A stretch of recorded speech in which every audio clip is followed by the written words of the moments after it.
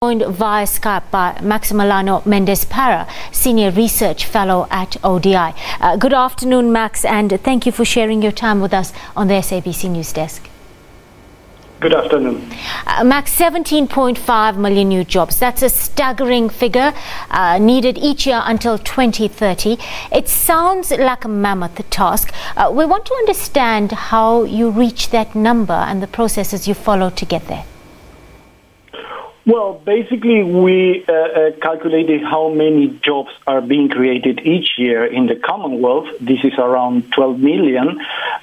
Based on how population is going to grow, basically the past evolution of the population, we have estimated that by 2030, that number will rise to 17.5 million. That is around 50,000 jobs more that need to be created each year. Max, take us through some of the priority areas for promoting trade in the Commonwealth nations, especially when it comes to that one of making trade more inclusive for women and young people, because we need this group of people, especially in a country like South Africa, like ours, to become more active participants of the economy overall.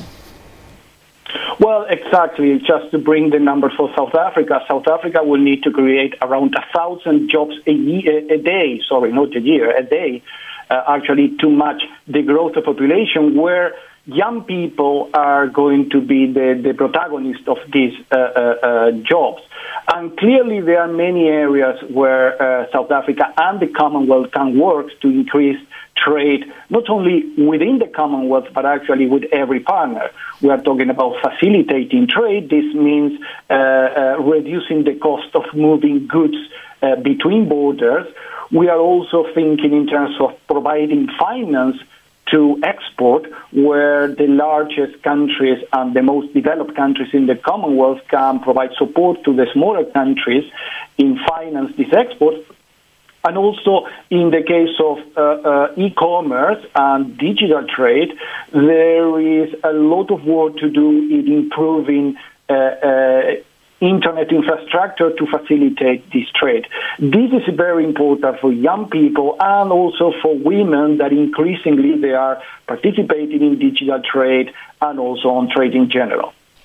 Max, we've often seen the Commonwealth's strong commitment for supporting sustainable economic development in Africa, and but the shared prosperity remains a big challenge. Now, the latest figures tell us that nearly 1 in 5 people in the Commonwealth live below the international poverty line of just $1.90 per day. Now, this is almost twice the global average, according to the UN. So what I'm trying to say is that people in the Commonwealth are twice as likely to live in extreme poverty as those in non-Commonwealth countries. How do we bridge that gap, and what is the way forward as proposed in the roadmap that you've suggested in this particular report?